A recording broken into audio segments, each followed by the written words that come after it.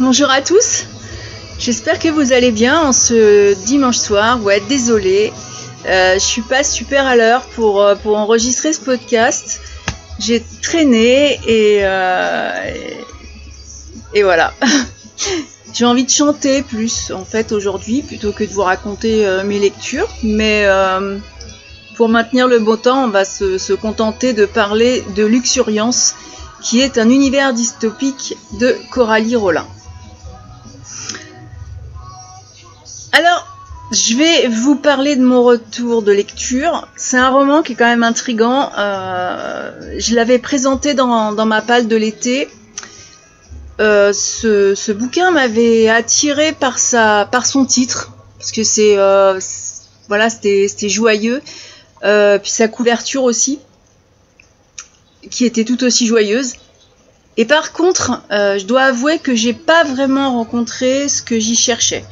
Mais le bouquin reste original et offre une possible vision de notre futur qui mérite qu'on s'y arrête. Voilà. Donc ce que moi j'en ai pensé, ce sera pas forcément ce que vous verrez dedans. Donc prenez mon avis avec recul. Ok ? Alors dans ce roman, le lecteur est plongé dans un monde qui est assez sombre, qui est déchiré par la guerre du ciel. L'histoire se déroule en France, où le laboratoire Philo mène des expérimentations secrètes pour sauver l'humanité de la pollution en créant des êtres hybrides nommés luxuriants. Ce sont des créatures qui sont mi-humaines, mi-végétales et qui suscitent méfiance et opposition, notamment de la part du Parti de la Santé qui les considère quand même comme contre nature. Donc il y a vraiment toute une embrouille parce que on est en plus sur fond, ça donne une espèce de fond dictatorial. C'est pas si luxuriant que ça, vous voyez. Alors il y a l'inspecteur Hartman qui se retrouve face, c'est l'extrait que vous aurez en 4e de couverture, qui se retrouve face à un suspect étrange qui s'appelle Kali et qui possède des caractéristiques singulières. Il a un collier végétal mystérieux et l'enquête de Hartman le mène à découvrir des vérités assez troublantes sur les expérimentations du laboratoire Philo et les luttes de pouvoir qui secouent cette société. Coralie Rollin nous plonge avec quand même beaucoup de talent dans cet univers dystopique où nature et technologie vont se confondre et où les enjeux écologiques et politiques sont vraiment au cœur d'une intrigue pas... Comment dire ? Bah c'est politique quoi, j'ai envie de dire. Il y a beaucoup de travers et de malversations. Donc bien sûr c'est pas forcément luxuriant. Donc voilà, et moi j'ai trouvé la plume de l'auteur envoûtante et poétique. C'est ce qui m'a plu dans ce livre. Malheureusement l'histoire pâtit parfois de son manque de cohérence, de son rythme décousu, j'ai trouvé. Et pourtant, il y a un potentiel indéniable. Mais le roman, de mon point de vue, m'a perdu moi en route, et notamment dans un final qui m'a laissé hyper perplexe. Donc je dirais que c'est un roman qui est intriguant, qui est original, qui explore des thématiques actuelles avec beaucoup de brio. Et que malgré les défauts dans la construction narrative, qui vraiment, c'est mon avis, c'est un livre qui offre une réflexion hyper captivante sur l'avenir de notre société, sur les limites de la science, et c'est un ouvrage à découvrir pour tous les amateurs de science-fiction et de dystopie. Je vais préciser ce qui s'est passé dans ma lecture. C'est un livre qui est en plusieurs parties. Et la première partie m'a vraiment emballée, embarquée tout de suite. J'étais à fond là-dedans. Avec les problèmes écologiques, les luxuriants, et puis en fait les parties m'ont semblé décousues et j'ai eu du mal à rattraper le fil de l'histoire. Alors après, ben, peut-être que c'est moi, hein, allez savoir, j'en sais rien. Je vais vous développer les thèmes écologiques et politiques parce que je les ai trouvés malgré... on va dire que j'ai pas accroché spécialement à l'aventure en elle-même, mais que par contre la thématique m'a beaucoup plu et que je vais plus parler de ce qui m'a emballé que du reste, parce que ça c'est tout le... C'est ce qu'on retrouve dans les romans. Il y en a comme ça qui vous embarquent et puis qui vous laissent en cours de route. C'est ce qui m'est arrivé et je l'ai pas fait relire derrière moi. Du coup, je peux pas avoir un autre avis, c'est embêtant. Et je garde dans la tête que n'empêche, c'est très bien écrit, que que la plume elle est vraiment poétique et que c'est ce qui m'a embarqué. Donc à partir du moment où ça m'a embarqué, peut-être que dans quelques mois je referai une lecture.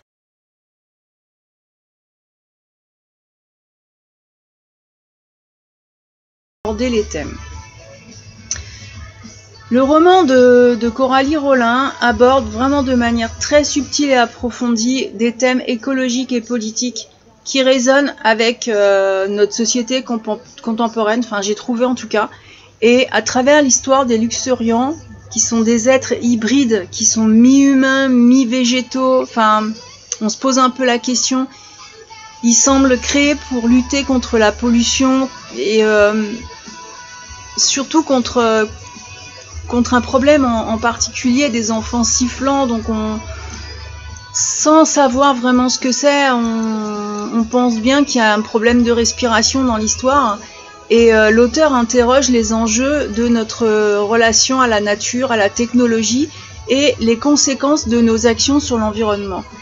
Et sur le plan écologique, le roman met vraiment en lumière les ravages de la pollution, les conséquences désastreuses de l'exploitation excessive des ressources naturelles. Le laboratoire Philo, en tentant de pallier aux effets de la pollution par la création des luxuriants, soulève aussi des questions éthiques sur la manipulation génétique et puis la place de l'homme dans l'équilibre écologique. Je l'ai dit, les luxuriants ont un collier végétal qui est le symbole de leur nature hybride, mais sans que finalement ce soit développé, c'est laissé un petit peu à l'imagination de chacun, je dirais, ce côté-là. Mais ça renvoie à la connexion entre l'homme et la nature, et ça souligne aussi l'importance de préserver notre environnement pour assurer notre survie. Donc sur le plan politique, le roman il explore les luttes de pouvoir, les gros conflits d'intérêts qui se jouent autour des luxuriants. Et puis on ne parle pas de politique en général, mais uniquement de santé. Donc il y a le parti de la santé qui est opposé aux expérimentations du laboratoire Philo. Donc il va y avoir tout un tas d'espionnage mais il représente aussi une faction qui cherche à protéger l'intégrité humaine face à des manipulations génétiques qui peuvent être jugées dangereuses. Et vous allez voir d'ailleurs que tout ne va pas toujours comme on le voudrait. Cette opposition-là entre les partisans du progrès technologique et les défenseur de la nature, ça a mis pour moi en lumière des dilemmes moraux, des tensions idéologiques qui traversent aujourd'hui notre société contemporaine, parce qu'il n'y a pas un tout rose ou tout noir, c'est plein de nuances et par rapport à ce qui se passe dans les deux parties, vous allez voir que vous serez par moments attirés par les uns et par moments par les autres, et que c'est très difficile de se dire il y a un bon, il y a un méchant. C'est pas vraiment ça. C'est les thèmes et les sujets qui sont abordés vont bien au-delà de ça, et vont aussi d'ailleurs dans le fait que nous restons des humains. Mais je vais pas en dire plus, parce que je vais pas spoiler non plus. N'empêche que les expérimentations génétiques qui sont menées par le laboratoire Philo pour créer les luxuriants ont des conséquences sociales assez profondes, complexes, sur la société fictive qui est décrite par l'auteur. Les manipulations génétiques soulèvent des questions éthiques, morales, quant à la nature de l'identité humaine et de la vie en général. Donc, forcément, il y a des tensions sociales, il y a des tensions politiques qui vont se manifester à tous les niveaux. Et c'est vrai que quand là, moi je me suis posé la question, alors est-ce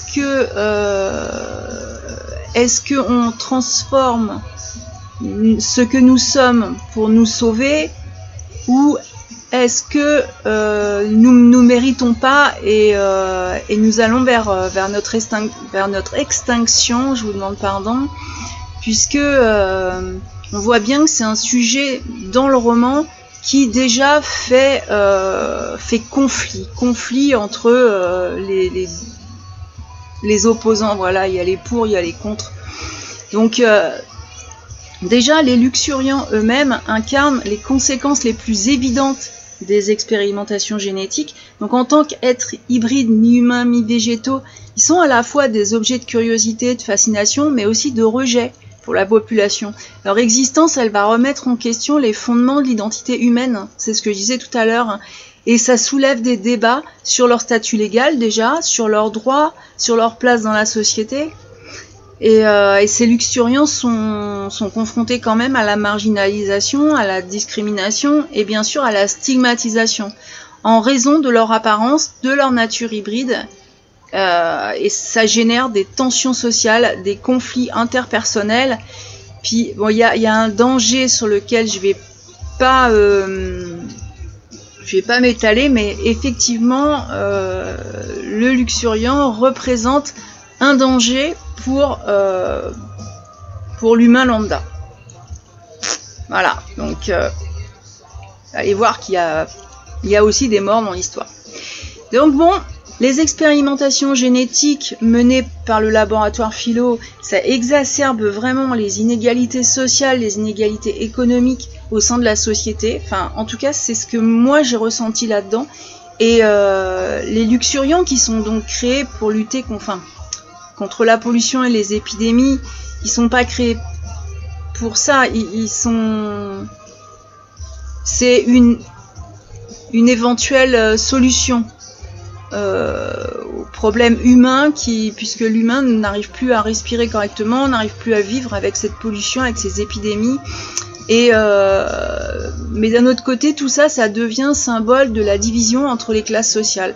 Donc, certains voient dans les luxuriants une solution aux problèmes environnementaux, sanitaires, tandis que d'autres vont les percevoir comme une menace de l'ordre établi, une intégrité, un danger pour l'intégrité de l'espèce humaine, ce qui est vrai quelque part.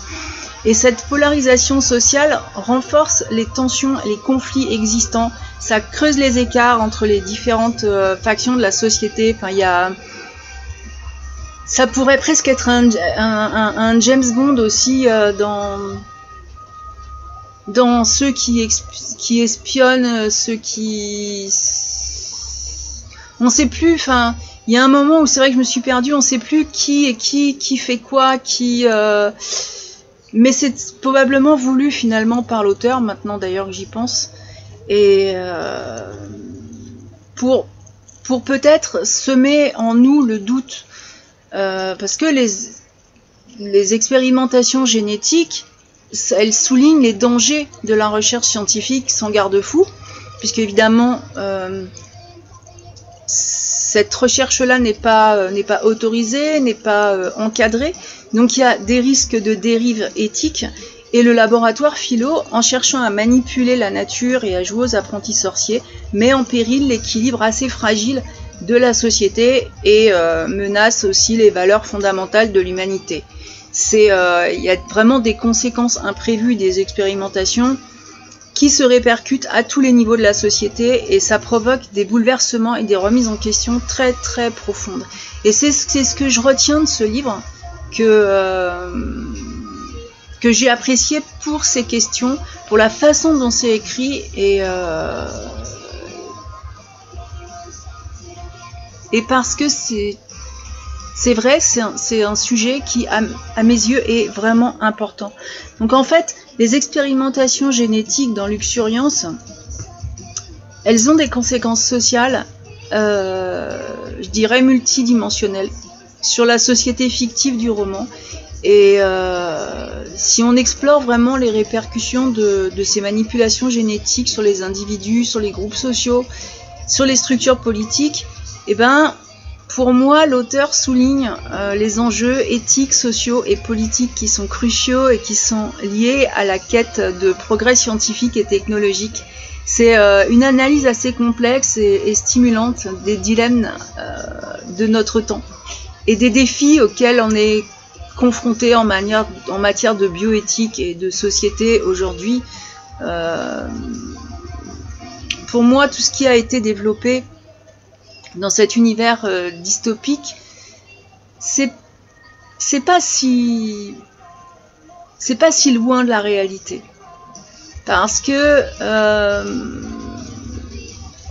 on est dans un gros conflit entre certains qui voudraient se protéger, donc évidemment prendre soin de l'environnement, parce que si on veut se protéger en tant qu'être humain, eh ben, il faut prendre soin de notre environnement.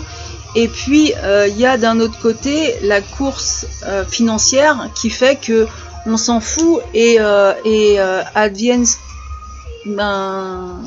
tant pis pour ceux qui arriveront derrière et on s'en fout de ce qui va se passer ou de ce qui se passe déjà. Donc voilà, et c'est vrai qu'il y a des trucs, il y a des tas de choses qui ne sont pas développées et c'est peut-être voulu. J'en sais rien. Moi, ça m'a sur le coup bloqué, mais avec le recul, je me dis que c'est peut-être ce qui m'a aussi poussé dans ma réflexion. Voilà. Alors, je suis sûre que ça vous donne évidemment bien envie de lire ce roman. Et si je devais conclure, eh ben, je dirais que Luxuriance, c'est quand même une œuvre captivante qui explore avec finesse et profondeur des thématiques écologiques, politiques, sociales qui pour moi sont contemporaines, même si c'est une dystopie. Donc à travers l'histoire des Luxurians, qui sont des créatures hybrides issues d'expérimentations génétiques, l'auteur nous plonge dans un univers dystopique où se mêlent la fragilité de l'environnement, les enjeux de pouvoir et les dilemmes éthiques de la science. Alors sa plume, je l'ai dit et j'insiste là-dessus, elle est magnifique, elle est envoûtante. Coralie Rollin, franchement, elle m'a transportée dans un monde certes sombre et déchiré avec des tensions sociales et des conflits, mais et puis elle dresse quand même un tableau saisissant d'une société en crise, mais il y a un côté beau dans la façon dont elle écrit. Il y a quelque chose de très humain et de particulièrement magnifique que je ne développe pas dans cette chronique, mais que vous découvrirez par vous-même. Voilà. Et vous allez voir, en explorant les conséquences sociales des manipulations génétiques, le roman nous invite donc, à mon avis, à réfléchir sur les limites de la science, sur notre rapport à la nature, sur les choix éthiques que nous sommes amenés à faire en tant qu'individus, en tant que société. Et Luxuriance, pour moi, c'est une œuvre qui est riche en enseignements, en questionnements et en pistes de réflexion. Donc ça pousse le lecteur à s'interroger sur les défis auxquels l'humanité est confrontée et sur les valeurs qui guident nos actions. Voilà, quelles sont les valeurs qui guide aujourd'hui nos actions individuelles par rapport aux actions ou non-actions des gouvernements et du pouvoir. C'est ce que je retiens moi de ma lecture. Donc en définitive, Luxuriance, c'est un roman qui ne laisse pas indifférent, qui interpelle, qui bouleverse par sa vision du monde et par la profondeur de ses thématiques. Ça reste, et pourtant, hein, je l'ai dit, hein, c'est décousu, je me suis perdue, mais ça reste une lecture incontournable pour tous ceux qui s'intéressent aux enjeux environnementaux, politiques et sociétaux de notre époque. Si vous êtes en quête d'une réflexion assez profonde, assez stimulante, je suis tout à fait partante pour même le relire, en faire une lecture commune et discuter de toutes les thématiques avec vous. Parce que c'est... j'aurais pu abandonner, en fait, cette lecture. Étant donné que quand... je sais pas si j'ai pris des marques dans le bouquin, je crois pas, parce que je l'ai lu dans sa version papier et j'écris pas dans mes bouquins. Mais on a la première partie qui m'a totalement qui se passe dans la cité Luxuriance. Avec Kali, on découvre des personnages très atypiques. Et en plus, le roman s'ouvre sur une citation de Cioran, qui est un auteur que j'adore, qui dit que l'homme est le cancer de la Terre. Ça m'avait emballé dès le départ. Après, qu'est-ce qui m'a perdu ? Ce sont les écarts qu'il y a entre les différentes parties où j'ai pas réussi, je crois, à revenir sur l'histoire comme...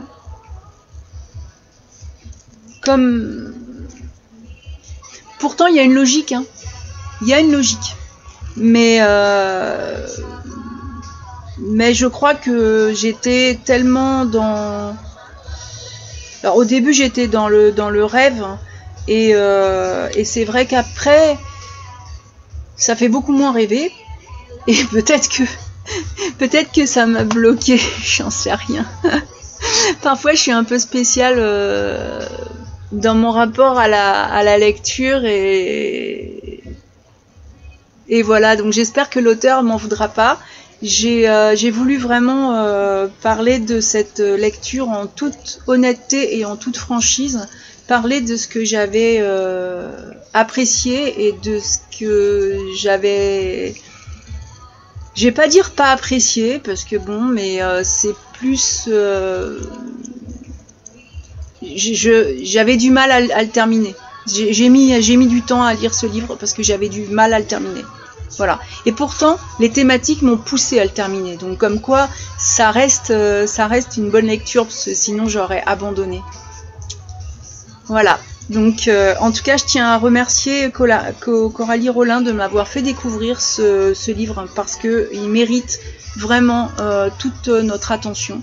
Et j'espère que vous prendrez plaisir à le lire et qu'on en reparlera tous ensemble. En attendant, je vous souhaite une très bonne semaine.